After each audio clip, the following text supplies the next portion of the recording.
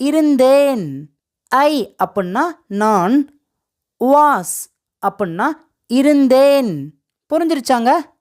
ஐ had அப்படின்னா என்னிடம் இருந்தது அல்லது எனக்கு இருந்தது அப்படின்னு அர்த்தம். ஐ அப்படின்னா என்னிடம் அல்லது எனக்கு, ஹேட் அப்படின்னா இருந்தது. இப்போ உங்களுக்கு இது நல்லா தெளிவாக புரிஞ்சிருக்குன்னு நினைக்கிறேன். இப்போ நான் சொல்லக்கூடியதை நல்லா கவனிச்சிட்டிங்கன்னா உங்களுக்கு 100% இந்த வீடியோ நல்லாவே புரிஞ்சிருச்சுன்னு அர்த்தம். இப்போ பாருங்களேன், ஐ வாஸ் அப்படின்னா நான் இருந்தேன் அப்படின்னு சொல்லியிருக்கேன். இந்த இதில் ஒரு 3 பாயிண்ட்டை மட்டும் நல்லா ஞாபகத்தில் வச்சுக்கோங்க. நான் என்னவாக இருந்தேன். அடுத்து பாருங்களேன், நான் எப்படி இருந்தேன். அடுத்து பாருங்க, நான் எங்கே இருந்தேன். இந்த 3மே பாஸ்ட் அப்படின்னு சொல்லுவோம். அதாவது நடந்து முடிஞ்சதை பற்றி நம்ம பேசுகிறோம் பார்த்தீங்களா. கடந்த காலத்தில் நான் என்னவாக இருந்தேன், நான் எப்படி இருந்தேன், நான் எங்கே இருந்தேன். இந்த 3 கேள்விக்கு நீங்கள் இங்கிலீஷில் ஆன்சர் பண்ணும்போது ஐ வாஸ் அப்படின்னு தான் ஆன்சர் பண்ண ஆரம்பிக்கணும். ஓகே, இப்போ இது உங்களுக்கு புரிஞ்சிருச்சாங்க? நான் சின்ன குழந்தைங்களுக்கு சொல்லிக் கொடுக்குற மாதிரி என்னோடய சப்ஸ்கிரைபர்ஸ்க்கு நான் மெதுவாக பொறுமையாக தான் சொல்லிக் கொடுப்பேன். அடுத்து பாருங்களேன், ஐ ஹேட் அப்படின்னா என்னிடம் இருந்தது அப்படின்னு அர்த்தம். கடந்த காலத்தில் அல்லது கொஞ்சம் நாளுக்கு முன்னாடி நம்மகிட்ட ஒரு பொருள் இருந்துச்சு, நான் வச்சிருந்தேன் அப்படின்னா ஐ ஹேட் அப்படின்னு தான் சொல்லணும். எல்லாமே பாஸ்ட், நடந்து முடிந்ததை பற்றி தான் நம்ம பேசுகிறதுக்கு தான் வாஸ், ஹேட் பயன்படுத்துகிறோம். இப்போ உங்களுக்கு நல்லா புரிகிற மாதிரி சின்ன சின்ன சென்டென்சஸை வச்சு நான் உங்களுக்கு அழகாக சிம்பிளாக சொல்லிக் கொடுக்க போகிறேன். நான் இதில் 3 பாயிண்ட் சொல்லியிருந்தேன். அதில் ஃபர்ஸ்ட் ஒன்று எடுத்துக்கலாம். நான் என்னவாக இருந்தேன் அப்படின்னு சொல்லிட்டு நான் இங்கே தமிழில் ஒரு 4 சென்டென்ஸ் எழுதியிருக்கேன். நம்ம பாருங்களேன், இந்த மாதிரி தமிழில் எவ்வளோ சென்டென்சஸ் நம்ம பேசுவோம்.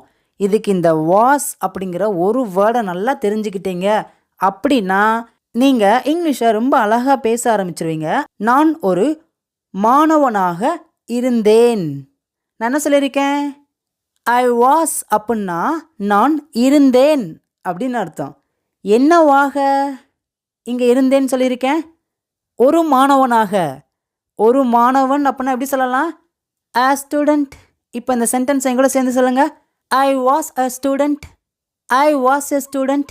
நான் ஒரு மாணவனாக இருந்தேன்.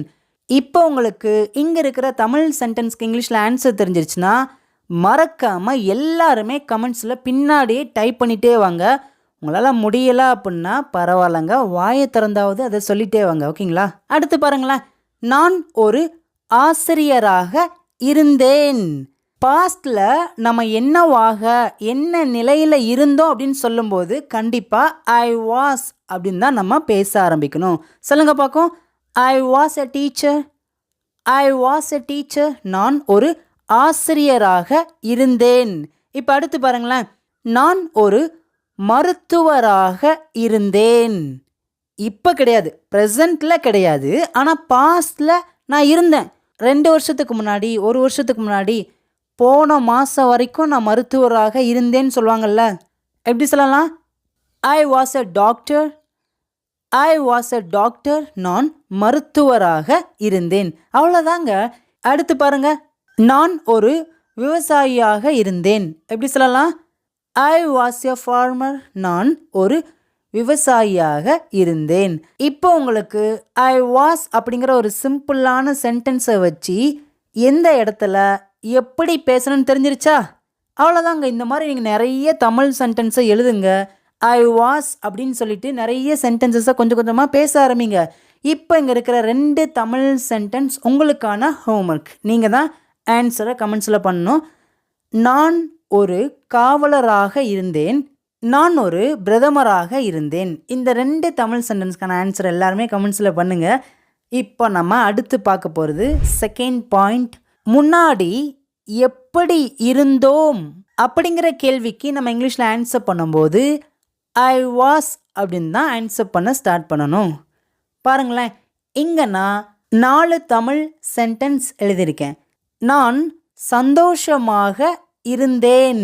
நம்ம சின்ன வயசில் ரொம்ப சந்தோஷமாக இருந்திருப்போம். அதை சொல்கிறோம் பார்த்தீங்களா? நான் சந்தோஷமாக இருந்தேன். ஐ வாஸ் ஹாப்பி, நான் சந்தோஷமாக இருந்தேன். இதெல்லாம் பார்த்தீங்கன்னா நம்மளுடைய மனநிலைமையை குறிக்கும். நான் சந்தோஷமாக இருந்தேன். I was happy. இப்போ அடுத்து பாருங்க, ஆன்சர் தெரிஞ்சிச்சுன்னா இந்த 4 சென்டென்ஸ்க்கும் பின்னாடியே கமெண்ட்ஸில் ஒவ்வொன்றா டைப் பண்ணிட்டே வாங்க. நான் சோகமாக இருந்தேன். இப்போ நான் ரொம்ப சந்தோஷமாக இருக்கேன்ப்பா. ஆனால் போன மாதம்லாம் நான் ரொம்ப சோகமாக இருந்தேன். என்னன்னே தெரில, ரொம்ப கஷ்டமாக இருந்துச்சு, ரொம்ப சோகமாக இருந்தேன் சொல்லுவோம் பார்த்தீங்களா.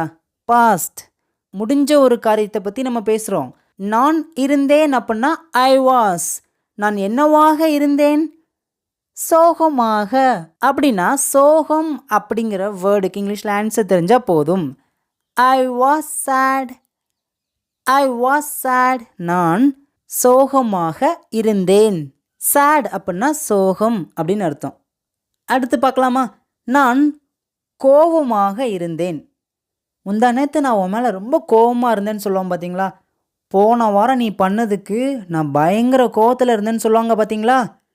இப்போ கிடையாது, ஆனால் நான் முன்னாடி இருந்தேன்னு சொல்கிறோம் பார்த்தீங்களா. நம்மளுடைய மனநிலைமை எப்படி இருந்துச்சு அப்படின்னு நம்ம சொல்லும்போது, நான் கோபமாக இருந்தேன்னு சொல்லும்போது ஐ வாஸ் அப்படிங்கிற சென்டென்ஸில் தான் ஸ்டார்ட் பண்ணணும்.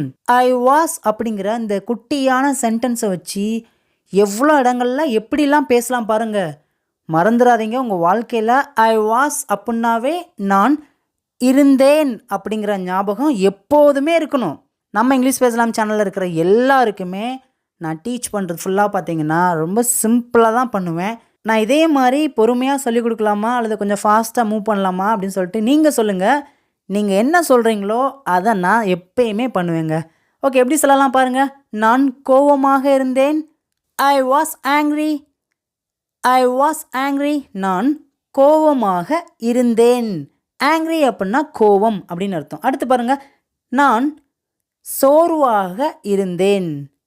முந்தானத்து பயங்கர வேலை, முடியவே இல்லைப்பா, ரொம்ப சோர்வாக இருந்தேன். நம்மளுடைய மனநிலைமை பாஸ்டில் எப்படி இருந்துச்சுன்னு சொல்லும் போது ஐ வாஸ் அப்படிங்கிற சென்டென்ஸில் தான் ஸ்டார்ட் பண்ணணும். ஓகேங்களா?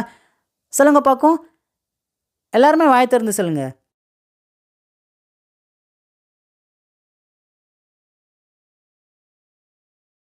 இப்போ இங்கே இருக்கிற 2 தமிழ் சென்டென்ஸ் உங்களுக்கான ஹோம்ஒர்க்.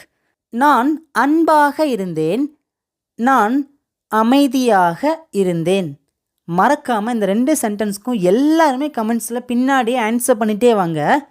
இப்போ நம்ம அடுத்து பார்க்க போகிறது 3வது பாயிண்ட் என்ன அப்படின்னா, நான் எங்கே இருந்தேன் அப்படிங்கிற ஒரு கேள்விக்கு நம்ம இங்கிலீஷில் ஆன்சர் பண்ணும்போது ஐ வாஸ் அப்படிங்கிற சென்டென்ஸில் தான் ஸ்டார்ட் பண்ணணும். ஐ வாஸ் அப்படின்னா நான் இருந்தேன்.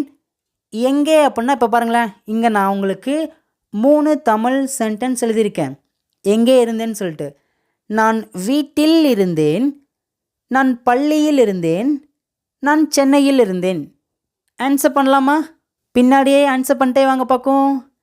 நான் வீட்டில் இருந்தேன் அப்படின்னா ஐ வாஸ், நான் இருந்தேன் வீட்டில்.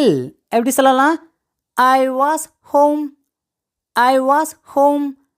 வெறுமனைக்கா இங்கே ஹோம் அப்படின்னு சொல்லக்கூடாதுங்க, அட் ஹோம் அப்படின்னு தான் சொல்லணும். இப்போ இந்த சென்டென்ஸை ஃபுல்லாக முழுமையாக சொல்லுங்கள்.